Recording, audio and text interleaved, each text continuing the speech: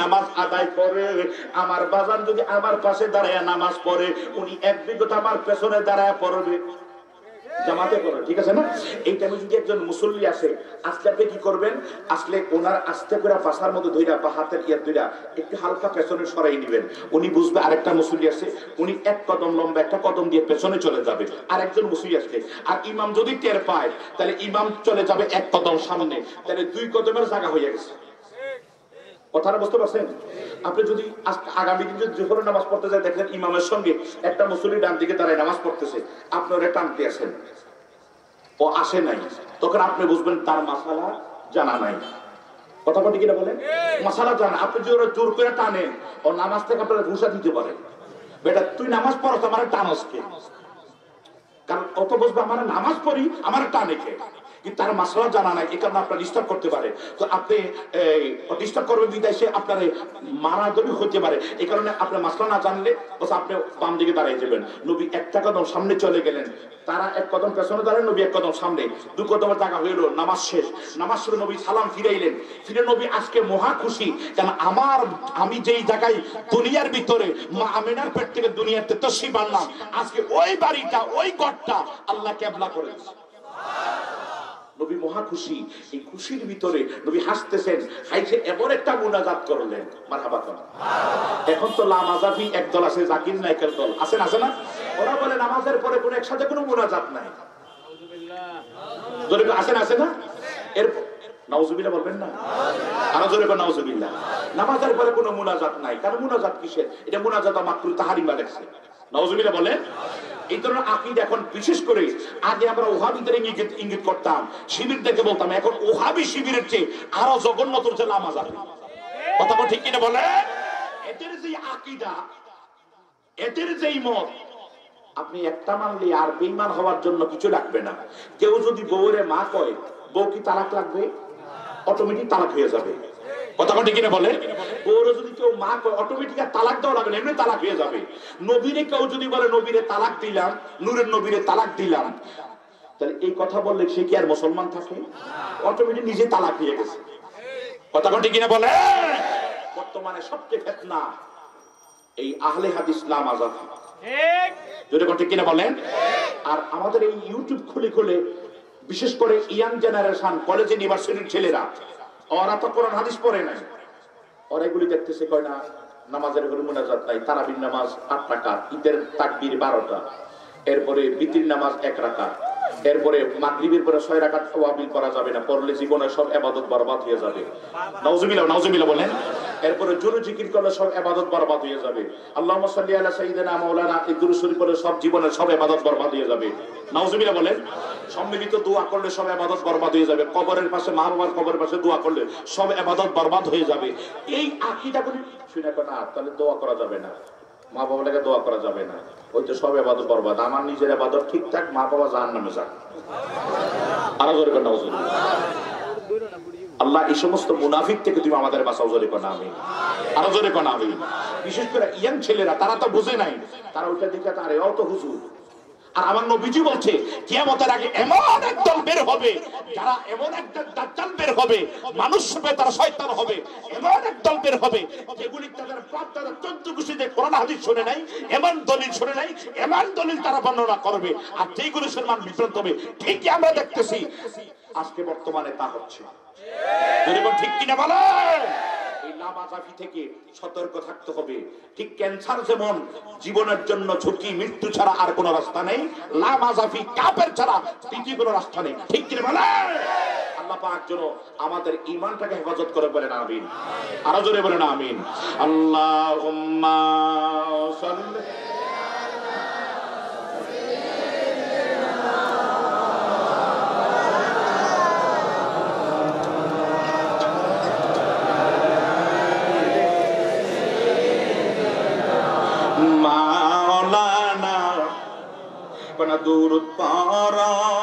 দুরুদ পারে সালাম জানাই সোনার মদিনায়, কন্যা দুরুদ পারা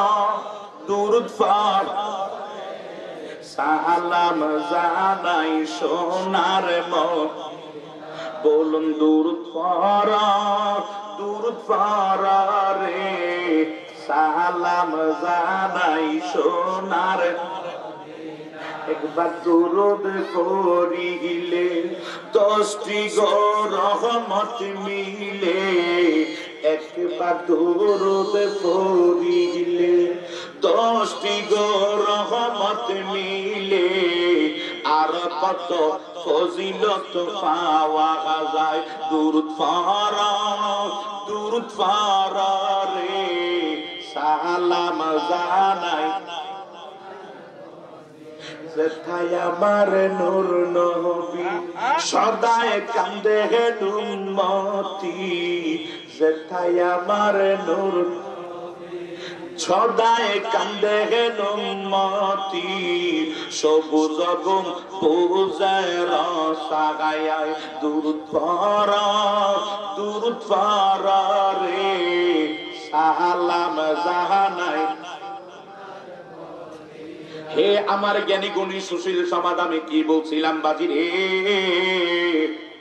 ভাই একটু বাতাস করো না আমার মদিনার কামলিওয়ালা দয়াল নবীজি সালামটা ফিরাইয়া লম্বা মুনাজাত দিলেন মারহাবা করুন সম্মিলিতভাবে দোয়া করলেন মহা খুশি হঠাৎ করে মাগরিবের টাইম কারিব হইয়া গেল আমার দয়াল নবী ডাক দিয়া কয় সাহাবীরা রে তোমরা দিন নামাজের ভিতরে আমি 17 মাস 3 দিন নামাজ পড়লাম উত্তর দিকে হঠাৎ করে আজকে 2 রাকাতে হইয়া গেলাম দক্ষিণ দিকে তোমরা দি ছত্রভঙ্গ হইলা না এদিক সেদিক হইলা না তোমরা দি কোনো লড়াচড়া করলা না সোজা আমার পেছনে যাইয়া দাঁড়াইয়া গেলা নামাজ শেষ হইয়া গেল কোনো প্রশ্ন করো না কারণটা কি অন্যান্য তোমরা তো অন্যান্য মুসল্লিরা তো ছত্রভঙ্গ হইতো অন্যান্য ইমামের পেছনে দাঁড়াইলে তো তারা জিজ্ঞাসা করলো হুজুর এমন করলেন কেন তোমরা দি কোনো জিজ্ঞাসা করো না আর ছত্রভঙ্গ হইলা না এদিক সেদিক গেল না সোজা কাতার ধরে আমার পেছনে দাঁড়াইয়া গেলা আমি যেই দিক ঘুরলাম এদিকে তোমরাও ঘুরলা কারণটা কি সাহাবীরা ডাক দেখো নবী গো আমরা ঈসার পেছনে নামাজ পড়ি নাই মুসার পেছনে নামাজ পড়ি নাই কারণ ঈসা নবী যেই দিক ঘুরে এই দিকে আল্লাহ রাজি না মুসা যেই দিক ঘুরে এদিকে আল্লাহ রাজি না আপনি এমন একজন আল্লাহর বন্ধু হাবিবুল্লাহ আপনি যেই দিক ঘুরেন আবার আল্লাহ ওই দিকে রাজি আছে আমার মদিনার কামলিওয়ালা তাদের ব্যবহারে আমার নবী একটা মুস্কি হাসি দিলেন মাশাআল্লাহ তোমরা এত আমার পছন্দ এত লাইক করো এত ভালোবাসো এত বিশ্বাস আমরা জীবনের চাইতে আপনারে বেশি ভালোবাসি আমরা পৃথিবীর কোন নবীর পেছনে নামাজ পড়ি না এমন একজন নবীর পেছনে নামাজ পড়ি এই নবী যেই দিকে তাকায় ওই দিকে আল্লাহ আইন তৈরি করে দেয় তাই আমরা ছত্রভঙ্গ হই না আপনার পেছনে যায় দাঁড়ায় বাকি 2 রাকাত আদায় করলাম নবী তাদের ব্যবহারে কথা শুনে একটা হাসি দিছে মুস্কি হাসি দিয়ে হা হা বইলা নয় একটা মুস্কি হাসি দিছে মুস্কি হাসির সঙ্গে সঙ্গে আমার আল্লাহ কয় বন্ধু ও বন্ধু আপনি জানাইয়া দেন এক্ষুনি আপনি যে মুস্কি হাসি দিলেন যাদের ব্যবহারে আপনি হাসলেন কোন মানুষ আপনারে কাঁদায় কিন্তু আপনার সাহাবীদের ব্যবহারে আপনি হাসা দিলেন আপনি যে একটা হাসি দিয়েছেন বন্ধু আমি আল্লাহ বড় খুশি হইয়া গেছি আপনি আমার বন্ধু আপনারে যারা হাসাইছে আপনি যাদের ব্যবহারে হাসতে বাধ্য হইয়া গেলেন আপনি নিজে এখনই তাদেরকে যে একটা করে জান্নাতের 10টা টিকেট দিয়া দে হে আমার জ্ঞানী গুণী ভাই বাবারা আমার মদিনার কামলিওয়ালা নবী একটা হাসি দিয়ে বলে আবু বকর তুমি জান্নাতি আমার দয়াল নবী ডাক দিয়ে কুমার তুমি জান্নাতি উসমান তুমি জান্নাতি আলী তুমি জান্নাতি এইভাবে 10 জন সাহাবীদেরকে নবী কয় নাও টিকেট নিয়ে যাও তোমরা জান্নাতি সাহাবীরা ডাক দিয়ে কয় নবী গো আমরা জান্নাতি কেমনে হইলাম গো নবী কয় তোমরা যে এমন আমারে খুশি করছো আমি যে একটা হাসি দিলাম তোমাদের ব্যবহারে সন্তুষ্ট একটা হাসি দিলাম আমার হাসি দেখে আমার আল্লাহ বড় খুশি হইয়া এই মুহূর্তে বলছে আমি তোমাদেরকে জান্নাতের টিকেট দিয়া দিতাম তাহলে আমার নবীজিরে যারা খুশি করে জান্নাতের টিকেট পায় ঠিক কিনা বলে আমার নবীজিরে যারা খুশি করে জান্নাতের টিকিট পায়, মারহাবা কর, আরো জোরে কোন মারহাবা। বাগান আমার এই কেবলা ইন্ট্রোডাকশন সূচনা ওই দিন থেকে নামাজ আসছে 17 মাস 3 দিন পরে আমার নবী ফিরে গেলেন নবীর ইচ্ছার কারণে কেবলা। এমন একজন নবীর উম্মত আমরা সবাই বলি মারহাবা। হে আমার হবিগঞ্জ জেলার জ্ঞানী গুণী ভাই বাবারা, সুন্নি জনতা, এই অবস্থার ভিতরে আমার দয়াল নবী তো এইভাবে মক্কায় থাক মদিনায় রইলেন। নবী নিজে সাহাবীদেরকে নিয়ে এবার 10,000 সাহাবীদেরকে নিয়ে মক্কায় রওনা দিলেন। যেই কেবলার দিকে আমি কেবলা আমার ইচ্ছার কারণে কেবলা, আফসোস এখানে একটু মনোযোগ বাদান, আমার নবীর কারণে এখন হইল কেবলা। এখন আমরা যে কেবলার দিকে নামাজ পড়ি, এই কেবলা কেবলা ছিল না, আমার নবীর ইচ্ছার কারণে কেবলা। আজকে দেখা গেল আমি 14 এবং 15 দুইবার হজের মধ্যে গেলাম। অনেক হাজিদের সঙ্গে আরাফায়, মুজদালিফায়, মিনাতে কথা হইল, মক্কা মদিনায় কথা হইছে। তার ভিতরে মক্কাতে অনেক হাজী সাহেবেরা বাংলাদেশে চলে আসছে, মদিনায় যান নাই। মদিনা যাবার কি দরকার? বলে মদিনা যাবার কি দরকার? বলে মদিনা তো হইল ওখানে নামাজ ইবাদত 1 রাকাত নামাজ পড়লে 50,000 রাকাতের সওয়াব, মক্কাতে হবে 1 লক্ষ রাকাতের সওয়াব। আমাদের মুআল্লিম কইছে ওখানে সওয়াব কম, যেখানে সওয়াব বেশি এখানে আপনারা থাকেন, ওখানে যাইয়া কোনো লাভ নাই। আর জোরে কোন নাউজুবিল্লাহ। হে আমার জ্ঞানী গুণী ভাই বাবারা, আরে কাবা পাইলি কার কারণে? আজকে হজ করতে যাও, কাবা পাইলা তোমার নবীর কারণে, ঠিক কি বলে? এই নবীর কারণে কাবা পাইলি রে। সেই কাবাতে গেলা কিন্তু নবীর কাছে গেলা না। কেমন দুর্ভাগা, কেমন কপাল ফোরা জাতি। এই কাবা, তুই এই কাবার কাছে যায় সন্তুষ্ট হইয়া গেলি। এই কাবা তো আমার মদিনাওয়ালা, ঠিক কি বলে? আমার দয়াল কষ্ট পাইতেছেন? বুখারী শরীফ কিতাবুল মাগাজিদে এসেছে আমার দয়াল নবী 10,000 সাহাবী নিয়া যখন মদিনায় মক্কায় গেলেন, মক্কায় যাওয়ার পরে মক্কা বিজয় হইল। লম্বা আলোচনা আমি শর্টে কথাটা বলছি। মক্কা বিজয় হবে, মক্কা বিজয়ের দিন বিনা রক্তপাতে মক্কা বিজয়। আমার নবীজি নিজে আলীকে নিয়া মূর্তিগুলি ভাঙলেন। মূর্তিগুলি ভাঙার জন্য আলীর কাবা ঘরের ভিতরে আলীকে নিয়ে ঢুকলেন। ঢুকে বলে, আলী রে, এই কাবার ফ্লোর থেকে 40 ফিট জায়গা, তুমি এগুলি মূর্তিটা অনেক লম্বা, কাবার সঙ্গে ওয়ালের সঙ্গে ফিটিং করা। এই মূর্তিটা ছুটাইতে হলে তুমি আমার কাঁধের মধ্যে উঠতে হবে। তুমি আমার কাঁধে উঠিয়া মূর্তিগুলি ভাঙ্গ। আলী একটা ডাক দেখো, নবী গো, বিয়াদফি মাফ করেন গো, আপনি আমার কাঁধে উঠেন, আমি আপনার কাঁধে উঠতে আপনি আবারে বললেন না। জোরে বল সুবহানাল্লাহ। আমার দয়াল নবী একটা ডাক দিয়ে, আলী কি বলো? বলে, হুজুর আপনি আমার কাঁধে ওঠেন। আমার দয়াল নবীকে, আলী আমি যদি তোমার কাঁধে উঠি রে, তুমি ডাবতে ডাবতে ডাবতে ডাবতে নিচের মুখিয়া গাড়তে গাড়তে গাড়তে গাড়তে নিচে যাইতে যাইতে আমার ওজন সইতে পারবা না, তাতার ছাড়া চলে যাইবা। হুজুর বলেন কি? বলে, হ্যাঁ। জোরে বলেন সুবহানাল্লাহ। আমার নবুয়তের বার তুমি সইতে পারবা না। আলী ডাক দেখে, নবী গো, আবার আবু বকর সিদ্দিকটা আপনারা যখন কাঁধে নিয়ে মক্কাতে মদিনা হিজরত করলো, আবু বকর সিদ্দিক বলে, আমি জাবালে সৌরে যখন আমার নবীর কাঁধে নিয়ে যখন উঠলাম, আল্লাহর কসম আমার দয়াল নবীর আমি 1 কেজি পর্যন্ত ওজন অনুভব হয়েছে না। আমার নবী কয়, আমার সুরত তো শুধু একটা না, এখন আসেনি বাসারি সুরত। বাসারি সুরতটা তুমি আলগানের মতো ক্ষমতা নাই। জোরে কোন সুবহানাল্লাহ।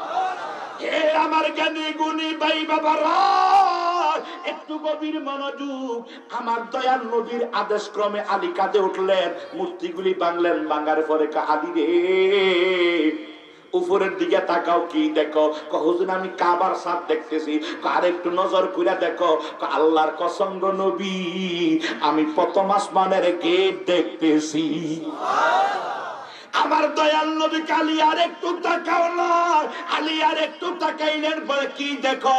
বলে, হুজুর আমি 2য় আসমানের গেট দেখি। বলে, আর একটু তাকাও, 3য় আসমানের গেট দেখি। আর একটু তাকাও, 4র্থ আসমানের গেট দেখি। আর একটু তাকাও, 5ম আসমানের গেট দেখি। আর একটু তাকাও, 6ষ্ঠ আসমানের গেট দেখি। আর একটু তাকাও, 7ম আসমানের গেট দেখি। আর একটু তাকাও, সিদরাতুল মুনতাহা দেখা যায়। জোরে বলেন সুবহানাল্লাহ। হে আমার জ্ঞানী গুণী ভাই বাবারা, আমার দয়াল নবী বলে, আর একটু তাকাও। আলী রে নামাইলেন। নামায়, আলী এইগুলি তোমার দেখানোর জন্য আমি কাঁধে উঠাইছি। এই আলী একদিন বলছিল মজা কইরা, এ নবী সাহাবীরা, ও আমার নবীর সাহাবীরা শোনো, কেউ যদি নবীজির কাছে যাও একবার, আমি আলীর কাছে আসতে হবে 2 বার। জোরে বলছো সুবহানাল্লাহ। সাহাবীরা বলে, এ মিয়া তুমি এটা কি বলো, তোমার কাছে 2 বার, তুমি কি নবীর চেয়ে বড়? বল না, ইম্পসিবল, নবীর চেয়ে বড় তো প্রশ্নই উঠে না। কারণ আল্লাহ খোদার সৃষ্টি জগতে আল্লাহর পরে যার স্থান তিনি নবী মুহাম্মাদুর রাসূলুল্লাহ সাল্লাল্লাহু আলাইহি ওয়াসাল্লাম। সবাই বলি মারহাবা। বলে তাহলে তুমি এই কথা বললা কেন যে আর নবীজির কাছে কেউ যদি যায় একবার, তোমার কাছে আসতে হবে 2 বার? বলে হ্যাঁ। নবীজির কাছে বিচার চলে গেল, ইয়া রাসূলুল্লাহ মদিনাতে যারা হাদিস রিয়াজুল জান্নাত যেখানে ওই যে ছোট্ট জায়গা, এখানে নামাজ পড়ার জন্য ভাড়াভাড়ি লাগে, সাথে এই জায়গাটা নবী মিম্বরে বসা। সাহাবায়ে কেরাম নবীর সামনে গেলেন, যাওয়ার পরে আরজি জানালেন, হুজুর ফিদাকা আবি উম্মি ইয়া রাসূলুল্লাহ, আপনার কদমে আমার আব্বা আমার কুরবান। বলে কি বলতে চাও? বলে আলী বলছে আলীর কাছে যাই, আপনার কাছে যদি কেউ একবার আসে আলীর কাছে নাকি 2 বার যাইতে হবে। হুজুর আলীকে কেন বললো? আলীকে ডাকো। নবীজির যে হুজরা মোবারকটা, যেখানে নবীর রওজা মোবারক, যেখানে নবীজির রওজা মোবারক, তার উত্তর সাইডে আসাবে সুফার মাঝামাঝি যেই রুমটা এখনো খালি, সেটা মা ফাতেমার হুজরা মোবারক ছিল, এটা এখনো খালি আছে। এটার মধ্যে ঈসা নবীর মাজার শরীফ হবে। জোরে বলেন সুবহানাল্লাহ। ঈসা নবী কখন আসবে, কিভাবে আসবে, কি হবে, কোথায় ইন্তেকাল করবে, সব আমার জন্য 1400 বছর আগে বলে গেছে। এটাই তো নবীর গায়েব। ঠিক কিনা বলে? এই নবীকে গায়েব, এই অদৃশ্যের ও আগামী দিন কি হবে এগুলি বলার মতো ক্ষমতা কে দিয়েছেন? আরো জোরে কোন কে দিয়েছেন? আর রহমানু আল্লামাল কোরআন খলাকাল ইনসানা আল্লামাহুল বায়ান। ইয়াইনে বায়ানা মা কানা ওয়া মা ইয়াকুন। মা কানা ফার্স্ট টেন্স, অমাইকুন প্রেজেন্ট এবং ফিউচার টেন্স। মা কানা জমানায় মাজি, অমাইকুন হালের মুস্তাকবিল। মা কানা অতীতকাল, অমাইকুন বর্তমান ভবিষ্যৎকাল। অতীতে কি হয়েছিল, বর্তমানে ঘটছে, ভবিষ্যতে কি হবে, সবকিছু জানার মতো বুঝার মতো ক্ষমতা আমি আল্লাহ নিজে উস্তাদ হইয়া, নবী হাবিব আমার বন্ধু আমার, আপনাকে ছাত্র বানায় আমি আল্লাহ নিজে শিক্ষা দিই। আরো জোরে কোন সুবহানাল্লাহ। আল্লাহু আকবার।